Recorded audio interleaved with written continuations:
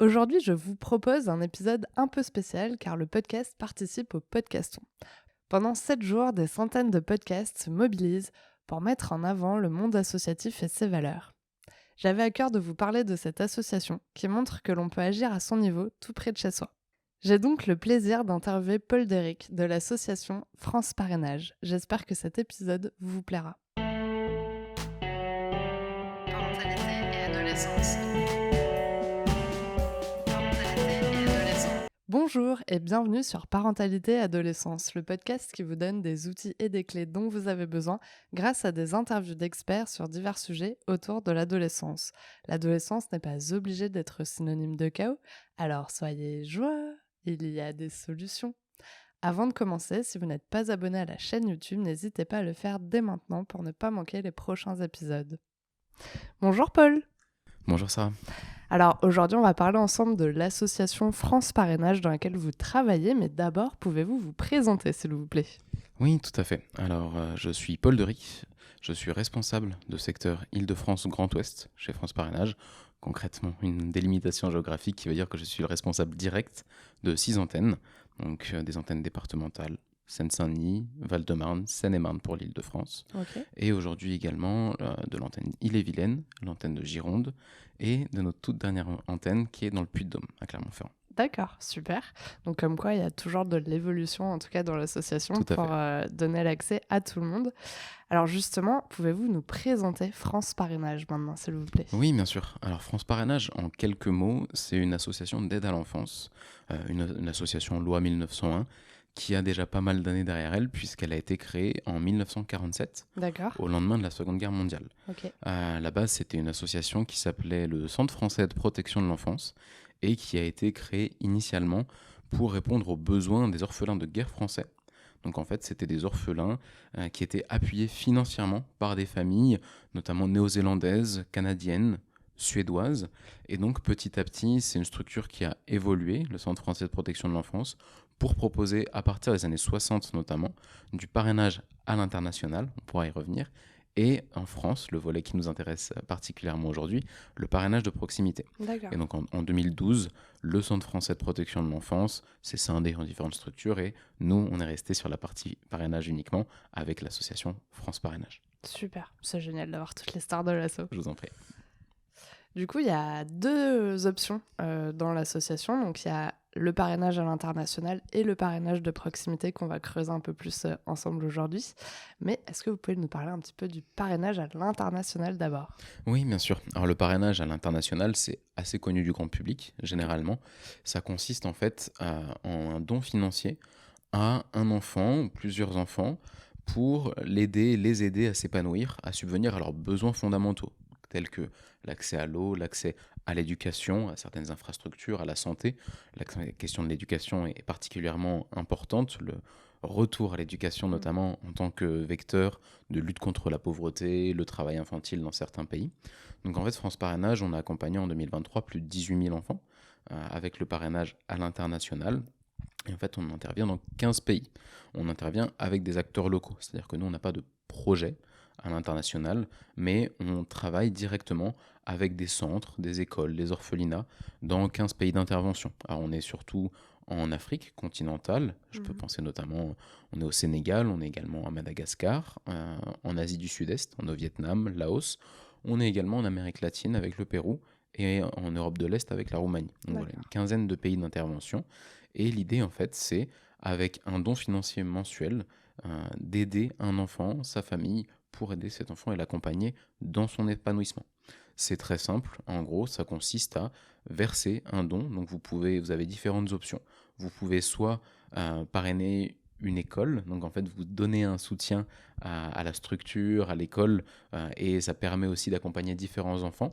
On est sur une offre à partir de 19 € par mois. Donc une fois que c'est déductible des impôts, vous tombez à un peu plus de 6 €. D'accord. Vous pouvez également parrainer un enfant, donc c'est-à-dire que vous êtes le parrain, la marraine d'un seul enfant. Là, on monte à 29 €. Et vous pouvez également parrainer l'enfant toute sa communauté, sa famille. C'est-à-dire que les autres enfants, par exemple, notamment qui sont dans sa famille, seront aussi touchés et aidés par l'aide financière. Et là, on monte à 39 euros avec, comme à chaque fois, une déduction à 66% des impôts. D'accord. Concrètement, comment ça se passe? Vous pouvez aller voir sur notre site. Vous allez être mis en lien avec notre équipe du pôle international qui va travailler avec vous le projet de parrainage international que vous souhaitez. Par exemple, si vous souhaitez parrainer en Inde, qui est un de nos plus grands pays d'intervention, à Madagascar, parce que vous avez une affection particulière pour l'un de ces pays, c'est possible. Et ensuite, au début du projet de parrainage, vous allez avoir accès à un dossier de l'enfant, c'est-à-dire un peu qui il est, quelle est sa famille, D'accord. ses bulletins scolaires, des photos. Et tout au long de la relation, vous pouvez échanger avec des correspondances. Donc, on va être beaucoup sur de l'échange de lettres, des dessins, des images, des photos, des cadeaux. Parfois, vous pouvez faire aussi un Mhm. don à certains moments pour que vous puissiez voir à distance l'enfant grandir. Ok. Vous en faites pas si vous parlez pas hindi ou Mhm. malgache par exemple, il n'y a pas de souci. On a des traducteurs bénévoles qui font que vous pouvez envoyer votre lettre, vous en français par exemple, et après elle arrive à l'enfant qui peut vous répondre dans sa langue maternelle ou en français ou en anglais, mais généralement dans sa langue maternelle, avec la traduction après d'un bénévole. Ok. Et pour certains parrains et marraines, c'est aussi l'occasion parfois d'aller rendre visite à leur filleul. C'est pas obligatoire, mais certains Mhm. l'ont déjà fait, c'est possible lors d'un voyage. Trop bien, c'est génial. C'est bien de savoir aussi comment ça se déroule Tout vraiment à fait. concrètement, même si c'est loin, de savoir qu'en fait on crée quand même un lien avec l'enfant, c'est aussi intéressant. Tout à fait. En complément, en fait, aussi, parce que c'est quelque chose qui souvent pose question pour les personnes, Ouais. forcément, qui s'engagent financièrement, où va l'argent. Donc, nous, il faut savoir qu'on est euh, agréé et agrémenté don en confiance. On est labellisé par ce don, qui signifie qu'on a une transparence de nos comptes. Voilà, vous savez où va l'argent D'accord. que vous mettez et dans le parrainage financier. Concrètement, 75% des dons que vous adressez à l'association vont directement pour l'enfant. Le reste, ça va être euh, ce qui permet aussi de suivre son dossier, d'aider l'école, d'aider sur place les personnes qui accompagnent. Donc vous êtes quand même sur 75% qui vont directement à l'enfant et D'accord. une partie restante pour accompagner justement l'enfant dans le projet. Ok, super. Alors, passons maintenant au parrainage, moi qui m'intrigue le plus. Donc, c'est le parrainage de proximité. Comment ça se passe et de quoi on parle? Alors le parrainage proximité, à la différence du parrainage international, on n'est pas sur un don financier, on est sur un don de temps. En fait, le parrainage proximité, en quoi ça consiste? Concrètement, c'est la création d'un lien qui va être durable et privilégié, ce sont deux constantes très importantes, entre un enfant ou un jeune et un ou plusieurs adultes bénévoles. La forme concrète, c'est en fait partager du temps, des temps de week-end, des temps de vacances scolaires, des temps parfois autres également, entre un adulte qui va être bénévole et un enfant ou un jeune. Donc ça peut être passer du temps ensemble à faire la cuisine, à faire des activités à l'extérieur, on peut faire une balade en vélo, des jeux de société, aller au musée, au cinéma. On peut passer des vacances ensemble, donc il y a des enfants qui partent en parrainage, dans le cadre de leur parrainage, pardon, avec leurs parrains et marraines, au camping, à la mer, dans la famille également, certains qui peuvent même partir à l'étranger. C'est important de dire chez nous qu'on est sur du parrainage socio-affectif. Vraiment, l'idée et l'essence du parrainage de proximité chez France Parrainage, c'est la création d'un lien socio-affectif. Ça peut prendre après aussi d'autres formes dans le cadre de ce projet de parrainage. Il peut y avoir de l'ouverture socio-culturelle pour des jeunes qu'ils résident au sein de leur famille ou qu'ils soient placés à l'aide sociale à l'enfance. Ça peut aussi être un moyen d'être accompagné vers leur autonomie, vers leur insertion socio-professionnelle.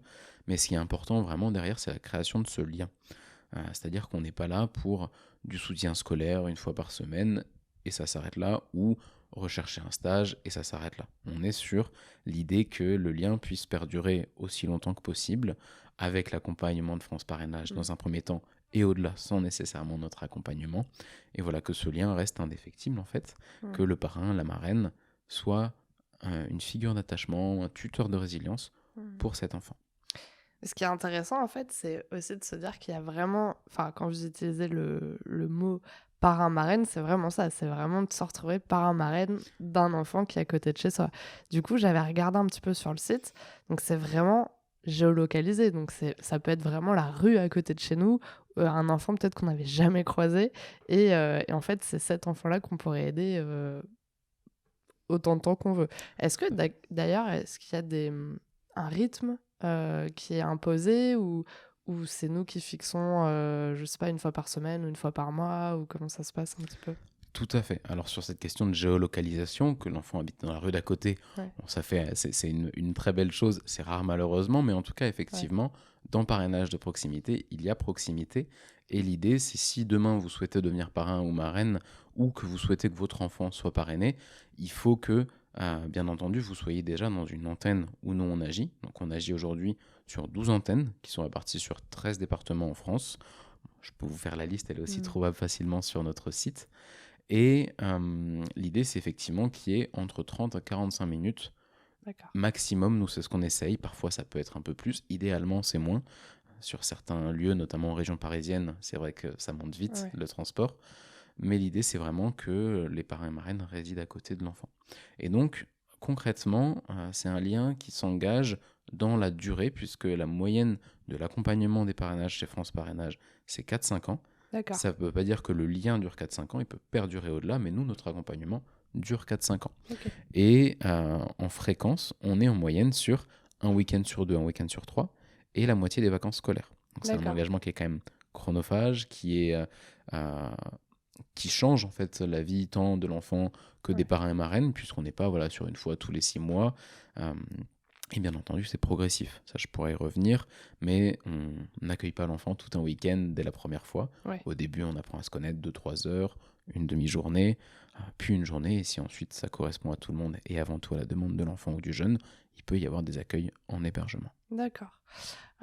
Qui sont d'ailleurs les enfants qui peuvent être parrainés? Comment ça se passe? Est-ce qu'il y a une sélection, qui en fait partie? Alors, pour les enfants, il n'y a pas forcément à proprement parler une sélection. On va plutôt évaluer en fait la pertinence du projet en lien avec toutes les parties prenantes qui gravitent autour de l'enfant. Donc l'enfant mineur ou jeune majeur, on va être en lien avec ses parents. Et en fait, après, ça va aussi dépendre des territoires. Nous, il faut savoir, comme je le disais en introduction, on vient de la protection de l'enfance, donc du Centre français de protection de l'enfance, et sur un peu plus de 780 parrainages qui ont été accompagnés en 2023 sur toutes nos antennes, on a quand même 2 tiers pour des enfants qui bénéficient d'une mesure de l'aide sociale à l'enfance. D'accord. Sur cela, la plupart vont être confiés à l'aide sociale à l'enfance, c'est-à-dire qu'ils sont placés dans des maisons d'enfants, des foyers, des familles d'accueil. Ça veut aussi dire qu'ils vivent encore à leur domicile, au domicile familial, avec ce qu'on appelle une mesure d'accompagnement. Ça peut être une mesure d'accompagnement en milieu ouvert, donc là c'est une décision du juge, ou ça peut être contractuel, donc à la demande des parents, ce qu'on appelle un accompagnement éducatif à domicile. Donc en fait, ça va dépendre, nous, en fonction aussi de notre territoire d'intervention. C'est-à-dire que sur certains départements, comme la Gironde, nous, on travaille dans tous nos départements avec le conseil départemental qui cofinance en majorité notre action, et donc qui est notre partenaire Mmh. principal. Et donc certains conseils départementaux, comme celui de la Gironde, nous permet d'accompagner des enfants qui vivent au sein de leur famille, avec ou sans mesure de protection de l'enfance, des enfants qui sont placés à l'aide sociale à l'enfance. Sur d'autres territoires, on va être uniquement sur des enfants placés à l'aide sociale à l'enfance. D'accord. Donc voilà, ça dépend aussi nous conventionnellement. Concrètement, qui sont ces enfants? Ce sont des enfants entre 2 et 21 ans au moment où on va débuter le projet, et généralement des enfants qui sont dans une certaine situation de vulnérabilité ou d'isolement. Par exemple, ça peut être des enfants qui sont issus d'une famille monoparentale, donc généralement une maman seule, qui n'a pas forcément beaucoup de personnes autour d'elle, et pas de grands-parents, donc les tantes ou d'amis. Et donc, le parrainage va permettre à ces enfants de s'ouvrir, de découvrir d'autres personnes, de sortir de la sphère familiale, au même temps que ça va permettre aussi à la maman, parce De qu'on est souffler. généralement singulièrement seul, de souffler un peu. Ouais. Ça peut être des enfants aussi en situation de handicap. Il y en avait quand même près de 12% parmi D'accord. les enfants accompagnés en 2023 par le parrainage. Il y a également des mineurs non accompagnés. Donc ce sont des mineurs isolés étrangers, donc qui viennent d'un autre pays, qui n'ont pas de figure parentale, d'autorité parentale sur le territoire français. D'accord. Donc ça peut être des jeunes d'Afrique subsaharienne, du continent indien, qui sont arrivés en France, et du fait de leur minorité, ils sont pris en charge par la protection de l'enfance. Et donc ce sont des enfants et des jeunes qui sont en demande assez importante de Mmh. liens, puisqu'ils sont assez isolés Ouais. généralement sur le territoire français, mais également d'apprendre les codes de la société française, d'apprendre un peu mieux le français, dans leur souhait de s'insérer aussi dans la société. On a donc, comme je disais, des enfants et jeunes qui sont placés à l'aide sociale à l'enfance, notamment des enfants qui vivent ce qu'on appelle en collectivité, en maison d'enfants. Et le parrainage vient répondre parfois à un besoin d'individualité, de Ouais. cocooning, de moments privilégiés où il y a un adulte qui vraiment est dédié à eux, qui passe de son temps avec eux. Voilà, un peu. On a des profils vraiment très variés avec des enfants et des besoins surtout différents, mais généralement, comme je le disais en introduction, le point commun va être vraiment ce besoin de créer un lien sur le long terme. D'accord. Et donc, du coup, on sait qui sont ces enfants, mais si nous, on veut parrainer du coup un enfant, est-ce que comment vous sélectionnez en fait les familles qui peuvent parrainer un enfant? Et est-ce que vous les accompagnez? Parce qu'on a parlé un petit peu d'accompagnement, mais concrètement, vraiment, est-ce qu'il y a quelqu'un qui est là pour nous aider? Tout à fait. C'est pas un projet qu'on prend à la légère chez France Mm. Parrainage. Donc effectivement, pour devenir parrain ou marraine de proximité chez France Parrainage, il y a tout un processus d'évaluation, de sélection qui est nécessaire, puisque si on revient à la base et à l'essence de ce projet, on est quand même sur la mise en lien d'un enfant mineur ou un jeune majeur avec un ou plusieurs adultes qu'il ne connaît pas.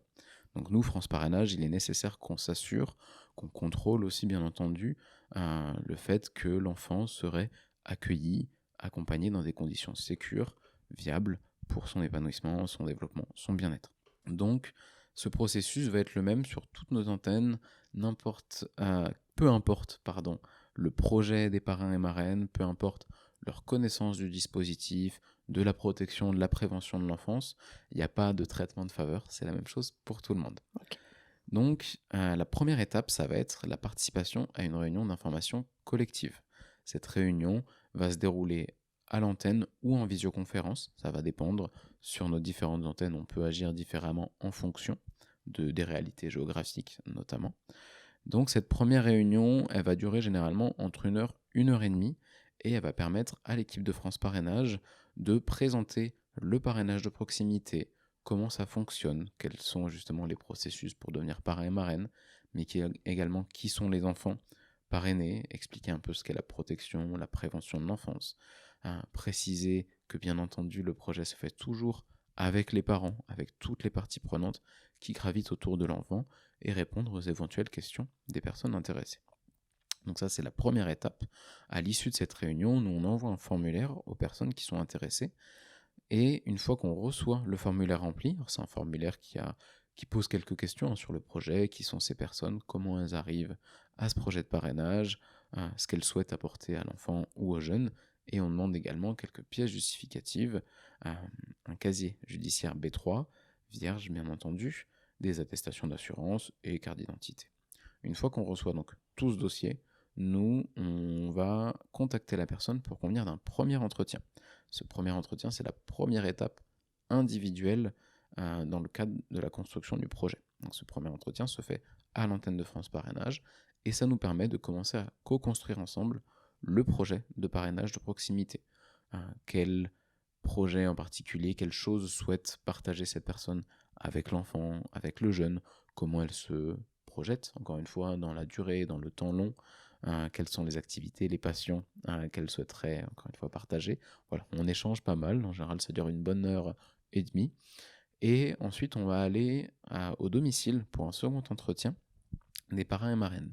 Ça, c'est systématique, c'est-à-dire si la personne vit dans un petit studio et que c'est pas son projet d'héberger un enfant ou le jeune, nous c'est pas grave. Il faut quand même qu'on aille voir, parce que généralement, à toute occasion, le jeune ou l'enfant peut passer quelque temps, même si c'est une petite heure, et c'est bien aussi pour nous de voir où il serait accueilli, mais où vit la personne Oui, ça vous qui donne veut plus devenir. Ça nous donne d'informations aussi aussi. égal à des Mm. informations. On n'est pas là pour fliquer les gens, bien Ouais. entendu, et voir si c'est le bazar chez eux ou non. C'est aussi pour connaître un peu mieux la personne. Ouais. Et généralement, c'est aussi un peu plus agréable, moins institutionnel que l'entretien dans les murs et l'association.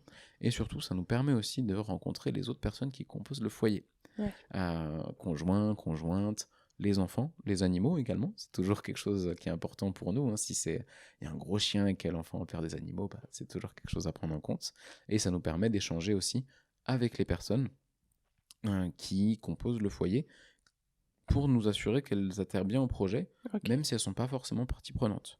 Par exemple, ça peut être un projet d'un des deux membres du couple.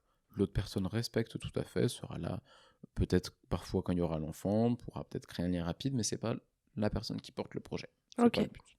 À l'issue de ces 2 entretiens, nous, on se réunit entre nous en équipe et on discute du projet, de ce qui nous a semblé très clair ou non. Et ensuite, à l'issue, on va revenir vers les candidats parrains et marraines et soit on peut à ce moment-là dire nous on valide, il n'y a pas de souci, tout est clair, c'est bien compris, et donc les personnes deviennent en attente d'une mise en relation.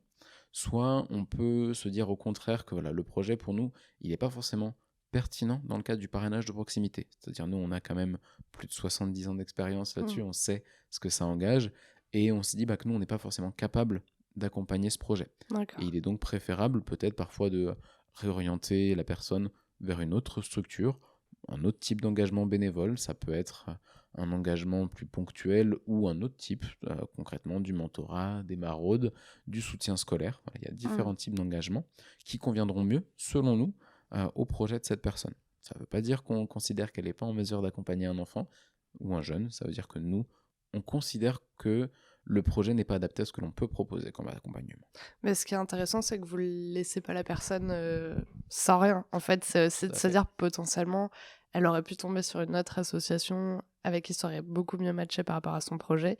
Et vous, c'est aussi votre rôle de s'assurer que les enfants que vous allez confier à ces bénévoles, ça se passe bien. Et si c'est pas les bonnes personnes par rapport à ce projet-là, dans ce cas-là, vous les dirigez vers une autre association. Et comme ça, cet engagement bénévole qu'elles avaient envie en fait de fournir pourra bénéficier à une autre association finalement. Tout à fait, c'est exactement ça.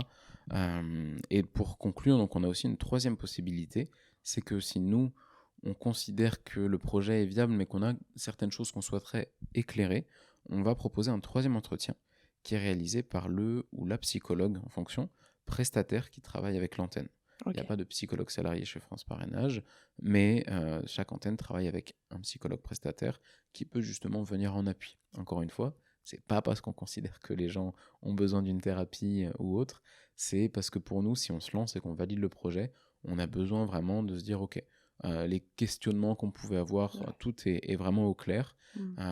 Avant tout, pour l'intérêt, encore une fois, de l'enfant ou du jeune qui sera amené à être parrainé, le but, c'est pas de rajouter de la difficulté ou de créer une relation qui pourrait finalement lui faire du mal, mais également pour les parrains et marraines.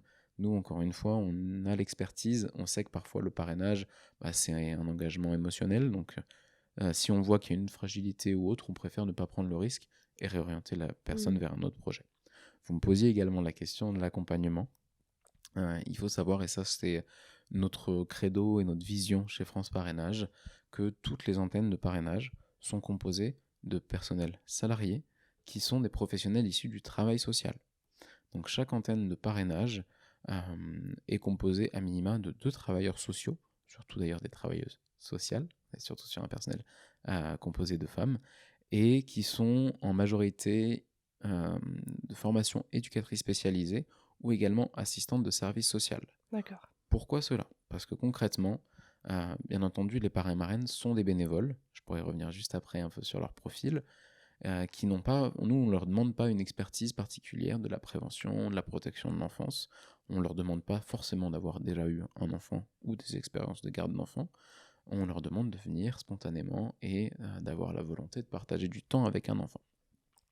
En revanche, pour nous, il est indispensable que tout le projet soit construit, co-construit et évalué, et surtout que l'accompagnement se fasse par des professionnels du travail social qui ont généralement une expérience en protection de l'enfance, dans le secteur du handicap ou dans l'accompagnement de familles vulnérables, fragilisées. Pourquoi cela ? Parce que nous, on sait qu'il y a des parcours qui peuvent être parfois un peu complexes, notamment en protection de l'enfance, des enfants qui peuvent avoir vécu des ruptures, c'est-à-dire s'ils ont été placés, c'est qu'il y a un moment eu une rupture dans leur parcours familial, ou même si ce ne sont pas forcément des histoires complexes, on sait que le lien de parrainage, parfois, ça peut être difficile, il peut y avoir des questions dans la communication entre tout le monde, on se comprend parfois pas toujours bien, et donc à ce moment-là, c'est important, vraiment, que France Parrainage puisse proposer un accompagnement de qualité avec l'expertise de personnes dont c'est le métier, donc la disponibilité et l'expertise. Sur cet accompagnement, comment ça se passe ? Concrètement, une fois que la personne est validée, donc le projet de parrainage est validé, on va proposer une mise en relation avec un projet d'enfant. Concrètement, nous de l'autre côté, donc d'un côté on évalue les projets pour les parrains et marraines bénévoles, de l'autre côté on va rencontrer et construire des projets pour les enfants. Ouais. Ça va se passer avec l'enfant, avec son parent, ses parents en fonction, et également avec les travailleurs sociaux qui peuvent accueillir, accompagner l'enfant. Donc en fonction des cas, référent social, Mhm. de l'aide sociale à l'enfance, un éducateur de la structure, la famille d'accueil, etc.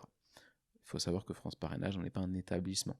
On n'a pas un vivier d'enfants prêts pour le parrainage. Donc on travaille en lien avec nos partenaires locaux, en protection, en prévention de l'enfance, avec les parents également. Donc nous, on va évaluer en parallèle le projet de l'enfant ou du jeune.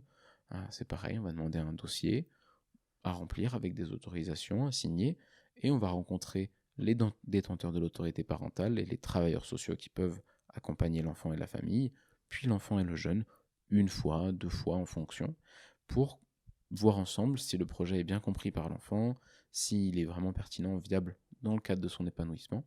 Si c'est OK pour tout le monde et de notre côté, c'est pareil, l'enfant est validé, et donc c'est à ce moment-là qu'on va faire en fait une espèce de matching. Ok. Concrètement, le matching, il va reposer sur plusieurs critères.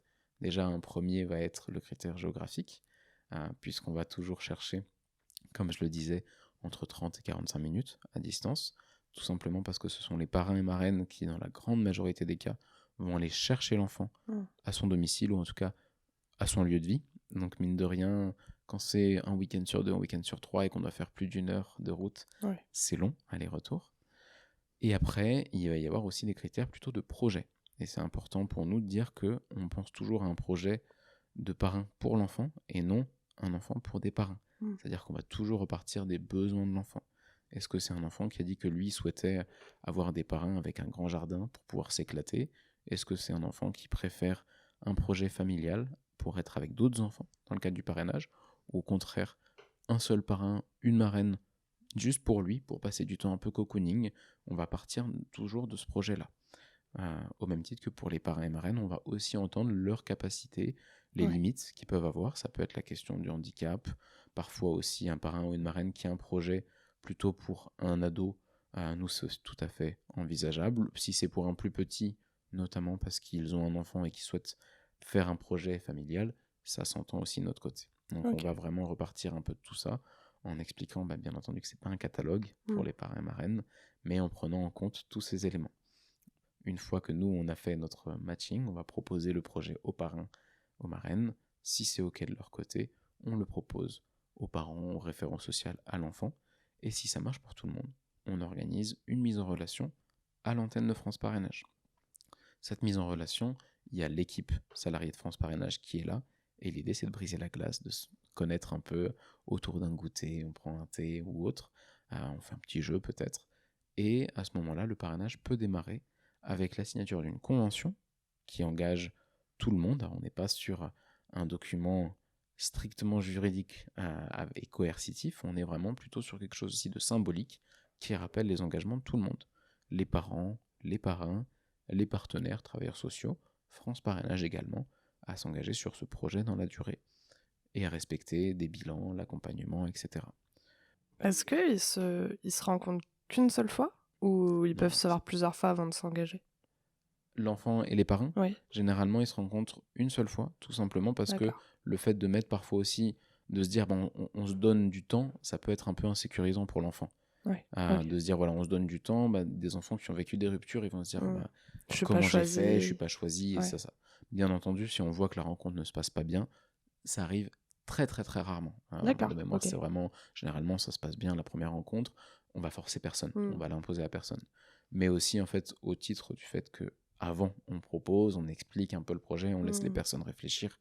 À partir du moment où elles nous disent OK pour la rencontre, on leur a pas imposé. Elles peuvent refuser le projet qu'on discute en amont. Donc l'idée, c'est que à l'issue de cette rencontre, on signe la convention et qu'on propose un premier calendrier avec des dates justement de premier accueil. Mais bien entendu, si on voit que ça se passe pas bien, on peut refaire une seconde rencontre. Et ça sera surtout à la demande de l'enfant ou du jeune. Notamment, c'est déjà arrivé pour des jeunes un peu stressés qui avaient besoin qu'on le fasse en 2 fois. Ça peut être le cas. On va forcer parce que je me dis, ça peut être une rencontre un peu particulière, quoi, de se dire, finalement, il y a tout le monde qui est là, enfin, ça fait beaucoup de monde et on peut se sentir un peu plus nous-mêmes tout seul avec son parrain ou sa marraine et du coup, voilà, ça peut être un moment un peu stressant, quoi. Tout à fait. Donc ça, on va adapter en besoin. Et après, l'idée, c'est que justement, après cette première rencontre, où brise la glace, mais avec un petit côté administratif où on signe la convention, bah, le parrainage puisse démarrer et voler de ses propres ailes avec des rencontres qui vont là se dérouler, bien entendu, en dehors de l'antenne et bah, soit au domicile du parrain, de la marraine, sur des activités extérieures. Il faut savoir que, parce que je parlais de la fréquence, de la durée, on est quand même sur 75-80% des parrainages qui vont se dérouler en tout ou en partie, mais en grande majorité, au domicile des parrains ou marraines. D'accord. Donc voilà, on est quand même souvent sur des temps qui se déroulent à un moment chez le parrain ou la marraine, sachant que bien entendu, je le disais, c'est pas non plus un critère, un prérequis, on n'a pas besoin d'avoir une grande maison. Mmh. Si on a un petit studio, on peut aussi avoir un super projet de parrainage, Mmh. mais on va plutôt partir sur des temps extérieurs, donc plutôt peut-être avec un ado, des visites au musée, on va au cinéma, etc. D'accord. Et la deuxième, donc si c'est signé, la première fois qu'ils se revoient finalement pour le démarrage en fait de ce parrainage, il y a personne qui est avec eux, donc ils partent tous les deux. Tout à fait. D'accord. Alors, en fonction, bien entendu, si notamment c'est un enfant qui est un peu petit ou c'est un peu compliqué, la séparation avec les parents, au début du temps, ils peuvent se retrouver avec le parent, Ouais. avec une petite transition en douceur pendant une trentaine de minutes. Mais l'idée, ou si c'est un enfant qui est placé à l'aide sociale à l'enfance, en famille d'accueil, en foyer, bah, que le parrain, la marraine aille le chercher sur D'accord. son lieu de vie et qu'ensuite ils partagent un temps. Généralement, ça va être un déjeuner ou Mmh. on va faire une sortie, une balade, un pique-nique, ça va dépendre. Quelque chose qui permet un peu de briser la glace, encore une fois, dans cette première rencontre. Mais effectivement, là, il n'y aura plus France Parrainage. L'idée, c'est Ok. que le lien prenne de manière individuelle. Ok. Mais après, dans notre accompagnement, euh, nous, l'idée, c'est aussi qu'on soit à disposition de l'ensemble des personnes pour répondre à leurs questionnements, aux difficultés qui peuvent naître dans le cadre Mmh. de la relation, des incompris parfois. Et donc, après les premiers temps d'accueil, nous, on va systématiquement passer un coup de téléphone aux parrains, marraines, parents, travailleurs sociaux, enfin voilà, en fonction aux jeunes, s'il y a un numéro, pour savoir comment ça s'est passé. Donc voilà, pendant D'accord. deux, trois fois, après les premiers temps d'accueil, on va s'assurer que tout s'est bien passé, répondre aux éventuelles questions Ok. qu'il pourrait y avoir. Et après, on va, dans tous les cas, maintenir l'accompagnement aussi longtemps que ce sera souhaité par l'ensemble des parties prenantes. C'est-à-dire qu'on va proposer un premier bilan avec tout le monde pour recueillir un peu les impressions de l'enfant avant tout, des parents, des parrains, des travailleurs sociaux avec qui on travaille. Un deuxième à 6 mois, puis après un bilan annuel. Ça, sachant que c'est notre procédure, donc avec vraiment dans le temps ces D'accord. bilans à minima, mais à tout moment, nous, on peut solliciter les personnes si on voit qu'il y a besoin de recadrer un peu, de rediscuter ensemble, ou sur demande des parrains, des parents, de l'enfant. On peut organiser des bilans individualisés ou avec tout le monde. Et bien entendu, on continue aussi d'accompagner au téléphone, Ouais. pas que en physique, ça peut être en visioconférence parfois, la relation. L'idée étant vraiment en fait, voilà, que nous on fasse ce tiers, notamment parfois entre les parrains et les acteurs de la protection de l'enfance, entre les parrains également et les parents. On est là vraiment pour accompagner la relation. Ok. On ne laisse pas la relation, une fois que nous on fait le matching, on ne les laisse pas Dans la seuls nature. et dans la nature. Exactement. Alors, est-ce que vous avez une jolie histoire à nous raconter, en tout cas de beaux parrainages qui serait chouette de partager aujourd'hui? On en a beaucoup, on en a plusieurs, nous on a coutume de dire, et vraiment c'est une belle chose, qu'on a accompagné plus de 780 parrainages en 2023. C'est plus de 780 parrainages différents, Mmh. avec à chaque fois des petites histoires très chouettes à raconter. Là j'en ai une notamment à laquelle je pense, puisque en 2023, nous on a arrêté l'accompagnement d'un parrainage, le parrainage de Zoé, qui est parrainée en Gironde, tout simplement parce qu'elle avait fêté ses 21 ans et que voilà, la relation allait bien. Mais il faut savoir que le parrainage, il avait débuté en 2007. D'accord. Donc c'est un parrainage Ah oui. qui a 16 ans et qui continue Ouais. au-delà, hein, entre Zoé et son parrain. Donc Zoé, elle est partie en vacances, elle est intégrée totalement à la sphère familiale et amicale de son parrain, de la famille de son parrain. Il l'a accompagnée tranquillement aussi vers son autonomie. Aujourd'hui, Zoé, elle est jeune fille au père au Royaume-Uni. Voilà, on est sur une super histoire. Ils continuent de se voir régulièrement. Ils échangent au téléphone. Donc on est vraiment sur l'idée d'un lien qui dure et qui perdure Mmh. un peu toute la vie. Et donc Zoé, cette jeune qui a été parrainée alors qu'elle était enfant, elle a traversé l'adolescence avec son parrain, euh, les différentes expériences de la vie qu'elle a pu avoir, elle a pu s'appuyer vraiment sur le soutien socio-affectif de son parrain, elle a pu aussi s'appuyer sur lui parfois dans les devoirs, dans des questions à l'école. Et aujourd'hui, il y a un lien de cœur, donc c'est vraiment Mmh. son parrain de cœur, au-delà de la... on n'est pas sur du parrainage religieux, et Zoé est intégrée à la sphère familiale comme un filleul, un neveu, une nièce, Mmh. un enfant d'amis de la famille. Et en fait, on est sur un lien qui perdurera normalement toute la vie, Mmh. bien au-delà de notre accompagnement. J'ai aussi une autre histoire et il y a pas mal de témoignages que vous pouvez retrouver aussi sur notre site internet, écrit ou en vidéo. Euh, et c'est notamment l'histoire de Désiré, qui est un jeune garçon qui vit avec sa maman en Seine-Saint-Denis et qui a un couple de parrains et avec qui il fait énormément d'activités, avec qui il va au musée, avec qui il allait voir un match de foot également du PSG. Vraiment plein de belles histoires. Et en fait, on est vraiment là sur un lien assez fort également entre parrain et la maman, qui était en demande du parrainage, euh, avec qui on travaille régulièrement justement pour que le parrainage réponde avant tout aux besoins de son enfant. Mais voilà, que ça soit aussi du répit, un peu pour cette maman. Et donc, il y a un véritable lien de confiance Ouais. qui s'est créé entre les parrains, la maman, donc les parrains voilà, qui proposent plein d'activités à Désiré, qui va chez eux en week-end. Et on est vraiment sur quelque chose de chouette qui grandit en fait au fur et à mesure. Là, Désiré, il a 12 ans, son parrainage a commencé quand il en avait 9. Donc on arrive à un nouveau passage à l'adolescence avec peut-être des nouveaux besoins, des nouvelles demandes, et ses parrains qui s'adaptent toujours en fonction de ce que lui, il peut demander. Et enfin, j'en ai une dernière en tête, alors qui est très particulière, parce que le parrainage, nous on explique toujours, il ne faut pas confondre le parrainage avec d'autres projets. Mmh. Être parrain ou marraine bénévole, c'est pas être famille d'accueil, c'est un métier de famille d'accueil. Ouais. C'est pas être ce qu'on appelle un tiers digne de confiance. On n'accueille pas l'enfant ou le jeune au quotidien, c'est séquentiel. C'est pas non plus une première porte vers l'adoption. Mmh. Ça, c'est important pour nous de le dire. Euh, mais parfois, on a de très très belles histoires euh, avec des parrainages qui peuvent découler sur des adoptions simples. C'est extrêmement rare. C'est Mmh. vraiment pas. C'est l'exception, vraiment. Mais moi, je pense à une histoire justement de d'Ousmane, qui est un jeune mineur non accompagné, à l'époque où le parrainage a commencé, et de la relation extrêmement forte qui s'est créée avec son parrain. Et aujourd'hui, bah, ce parrain est devenu son papa, puisqu'il y a eu une procédure d'adoption simple. Mmh. Et donc, on est sur une histoire que nous, on a accompagnée, qu'on a vu grandir. Aujourd'hui, c'est plus un parrainage qu'on accompagne déjà depuis quelques temps, mais on a maintenu le lien avec ce Ouais. parrain, avec ce jeune. Euh, et aujourd'hui, voilà, leur histoire a fait en sorte, dans son développement, et avant tout à la demande de ce jeune, et en accord avec le parrain, qu'elle prenne un autre tournant. Donc ça, c'est une de nos belles histoires qui est bien entendu exceptionnelle, Ouais. puisque le parrainage, c'est pas pour ça à la base.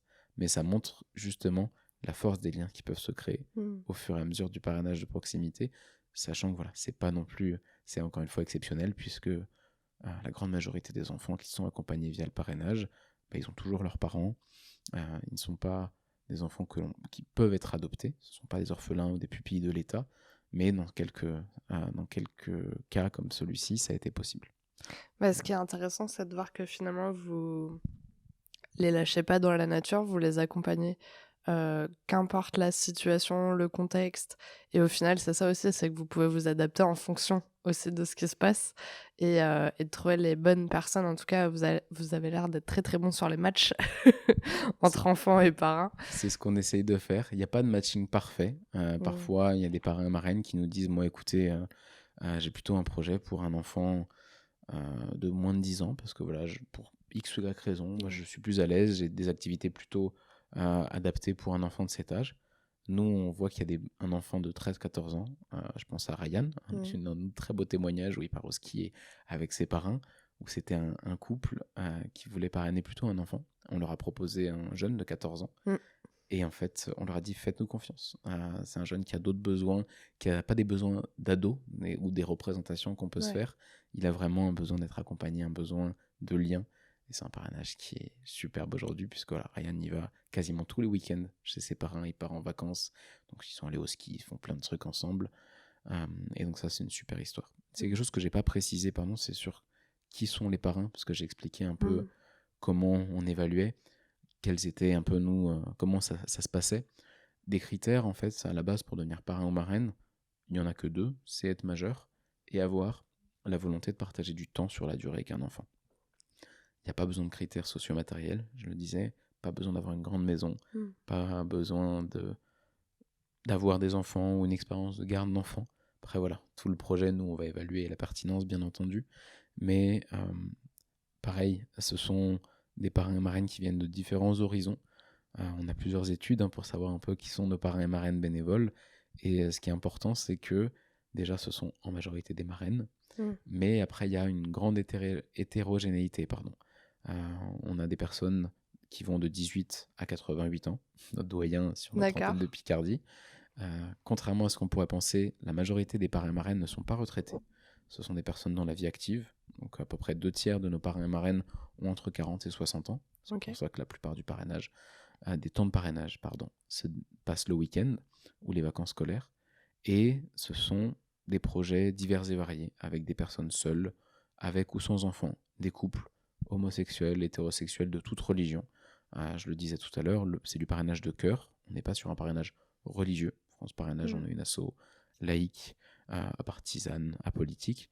Et donc, une personne de toute confession peut venir parrainer un enfant d'une autre confession ou non. On est vraiment sur des valeurs de bienveillance, d'ouverture, de tolérance.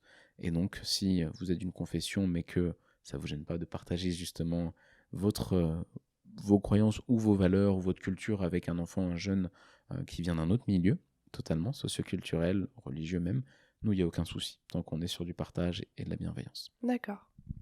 Merci beaucoup.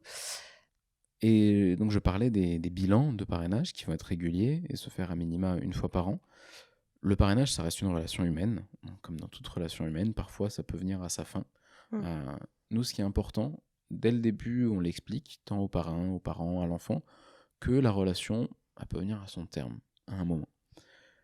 En fait, tout le monde dans la vie est amené à vivre des séparations, que ce soit une rupture amicale, amoureuse, professionnelle, familiale parfois. Ce qui est important, c'est que les choses soient dites, que les mots soient traités et qu'on puisse tirer le positif de cette expérience, vraiment. Et donc, en fait, au même titre qu'il y a des bilans d'accompagnement du parrainage, à partir d'un moment où si l'enfant dit « moi, je souhaite plus forcément continuer le parrainage » ou les parrains ont des difficultés, les parents, nous, on va essayer de trouver ensemble pas mal de pistes pour travailler ensemble et voir ce qui peut-être parfois peut être un souci dans la communication, une incompréhension, ou peut-être parfois c'est changer la fréquence, notamment pour un enfant qui se dit moi j'aime beaucoup aller chez mes parents, mais peut-être un peu moins. Toutes les 2 semaines, c'est un peu trop. J'ai envie d'aller jouer avec mes amis ou de partager d'autres choses avec mes parents. Donc on peut réduire un peu la fréquence. Parfois, les pistes qu'on va avoir ensemble ne suffisent pas et la relation va arriver à son terme. C'est normal, encore une fois, c'est sain. Nous, ce qu'on va organiser à ce moment-là, donc c'est un bilan où on va pouvoir se dire au revoir. Et vraiment tirer le positif de ce qui a été fait, sachant que parfois on arrête le parrainage, ça n'empêche pas que la relation puisse perdurer ou reprendre quelques mois, quelques années après. On se dit, en fait, on regarde en arrière, c'était chouette. Peut-être qu'au moment où on a arrêté, on a fait une pause parce qu'on n'avait plus besoin de ça à ce moment-là, mais l'enfant peut reprendre la tâche après avec ses parrains et marraines. Et pour nous, c'est vraiment important, si ça arrive à la fin, que dans tous les cas, on puisse mettre des mots positifs sur cette belle expérience qui s'est passée. Ouais, jusqu'au bout, vous allez encadrer en tout cas l'aventure et ça c'est chouette, personne ne part comme ça chacun de son côté sans avoir eu d'explication. Et encore une fois ici, l'importance d'avoir des équipes qui sont vraiment dédiées à ça uniquement, qui ont cette expertise parce que c'est leur métier concrètement. Dans le cadre de l'accompagnement également, c'est important parce que le projet de parrainage, ça reste un projet individualisé à la base, on est sur un lien privilégié. On reste une association avec une vie associative et donc pour nous c'est aussi important de créer ce sentiment d'appartenance et de proposer des activités collectives. Donc sur chacune de nos antennes, on va proposer tous les ans des temps collectifs, donc des temps généralement conviviaux, ludiques, avec des sorties, avec des intervenants extérieurs, du théâtre, des sorties à la mer. On a plein de partenaires aussi qui nous proposent parfois des places pour aller voir un match ou des choses comme ça. Et on a également dans le cadre de notre accompagnement, parce que c'est très important pour nous, là on est moins sur du festif, mais beaucoup sur de l'échange, on propose des groupes d'échange pour les parrains et marraines de notre association qui sont animés par les psychologues prestataires. On propose des groupes d'échange entre parents également. Ça peut être de l'entraide, on se donne des conseils, on partage les difficultés face à la parentalité, c'est important. Et on a également des ateliers parfois partagés entre parents et enfants. Sur l'ensemble des publics qu'on a accompagnés en 2023, près de 30% sont des familles monoparentales, avec ou sans mesure d'accompagnement de l'aide sociale à l'enfance. Donc c'est quand même un public important. Et puis après, on a des parents qu'on accompagne avec différentes expériences de la parentalité. On a une majorité d'enfants qu'on accompagne, à peu près la moitié, qui ont entre 2 et 12 ans. Mais on accompagne aussi beaucoup, donc le reste sont des enfants qui sont adolescents, donc entre 12 et 21 ans, et donc avec des besoins, des questionnements qui vont être différents. Et donc ces groupes d'échange, au-delà du parrainage, au-delà de l'accompagnement individualisé des équipes, ça permet aussi de la pérédance, des échanges avec d'autres parrains, d'autres parents. Alors, on arrive à la question pour les auditeurs, donc c'est la question que je pose à tous les invités du podcast. Quel est le message que vous avez envie de transmettre aux personnes qui nous écoutent aujourd'hui ? Moi, j'ai envie de remercier quand même si les personnes qui nous écoutent ne sont pas forcément engagées auprès de nous. J'ai envie de remercier les parrains, les marraines, qu'on a accompagnés, qu'on accompagne actuellement ou qu'on accompagnera peut-être demain après ce podcast pour leur engagement citoyen. C'est nos vraies vigies citoyennes, hein. Le parrainage, c'est donner de son temps, partager de son temps avec un enfant. Merci également aux parents, pareil, hein, qui peut-être nous écoutent aujourd'hui, ont fait confiance à l'association, ont fait confiance aux parrains et marraines de leur enfant, bien entendu aux enfants et aux jeunes qui se sont lancés dans ce projet. Sans doute ça leur a apporté quelque chose, même si au début c'était compliqué un peu de voir ce que c'était le parrainage. Et merci aussi à nos partenaires, aux travailleurs sociaux avec lesquels on collabore au quotidien, parce que c'est aussi grâce à eux, hein, qu'on peut mettre en place des projets de parrainage pour les enfants, aux partenaires publics et privés qui nous financent, bien entendu, et avec qui on réfléchit ensemble à ces actions. Et merci plus globalement vraiment à toutes les personnes qui s'engagent ou qui souhaitent s'engager. Demain, le parrainage, c'est vraiment une chouette histoire. Parrainage de proximité, mais également le parrainage international, qu'on a mentionné au début. Donc voilà, un grand merci. Et si jamais, en tout cas, à l'issue de ce podcast, ça vous a donné envie de vous engager, vraiment, n'hésitez pas. C'est un super message, merci beaucoup. Et pour finir, justement, comment on peut soutenir l'association de quelque manière que ce soit ? Alors, vous avez plein de manières différentes de nous soutenir ou de soutenir le réseau France Parrainage, parce que j'ai parlé de nos 12 antennes, mais on est également constitué d'un réseau de 7 associations partenaires. Tout ça, vous pouvez le retrouver sur notre site internet www.france-parrainage avec un s.org. Donc le premier moyen de nous soutenir, et on en a parlé durant ce podcast, c'est en vous engageant, si demain vous souhaitez devenir parrain ou marraine de proximité. Comme je le disais, on a 12 antennes départementales avec une carte sur notre site. Et ce qui est intéressant, c'est que on est en plein développement avec des antennes qui pourront s'ouvrir d'ici la fin de l'année ou dans les années à venir sur de nouveaux territoires. La deuxième manière, si vous le souhaitez, si vous n'avez pas forcément le temps de dédier justement un temps régulier à un enfant ou un jeune, c'est de devenir parrain ou marraine à l'international. Là, vous apporterez un don financier qui sera vraiment une contribution essentielle à l'épanouissement d'un enfant qui vit dans un des territoires, dans des pays dans lesquels nous intervenons. Vous pouvez également faire un don ponctuel ou adhérer à notre association pour suivre nos activités, appuyer également, nous, la vie associative, le fonctionnement de notre association. Si enfin vous n'avez pas forcément le temps, soit de vous engager dans un projet de parrainage de proximité, ou le souhait ou les moyens financiers d'appuyer nos actions, vous pouvez tout simplement également relayer nos actions. On a plusieurs réseaux sociaux, on a Facebook, Instagram, on a actuellement une campagne aussi institutionnelle où on partage nos actions. Nous, ça nous fait de la visibilité, ça aide à faire connaître un dispositif qui est encore aujourd'hui méconnu, le parrainage de proximité, ou en tout cas attirer des personnes qui seraient peut-être intéressées. Donc voilà, il y a quand même pas mal de moyens d'aider avec vos possibilités, vos capacités. Nous, dans tous les cas, tout coup de pouce est toujours apprécié et on vous en remercie encore une fois. Eh ben, merci beaucoup, en tout cas, d'avoir accepté mon invitation sur le podcast. Je suis ravie d'avoir pu en savoir plus sur l'association. J'espère, du coup, que ça aura permis aux futurs parrains et marraines de découvrir France Parrainage. Et puis, je vous dis à très vite. Je vous remercie sincèrement de nous avoir accueillis. C'était vraiment une super expérience. Merci d'avoir regardé la vidéo jusqu'au bout, j'espère qu'elle vous a plu. N'hésitez pas à aller visiter le site podcaston.org pour découvrir d'autres associations à travers d'autres podcasts. Et si vous en avez la possibilité de faire un don directement sur le site podcaston.org à France Parrainage. Je vous dis à la semaine prochaine pour un nouvel épisode. À bientôt.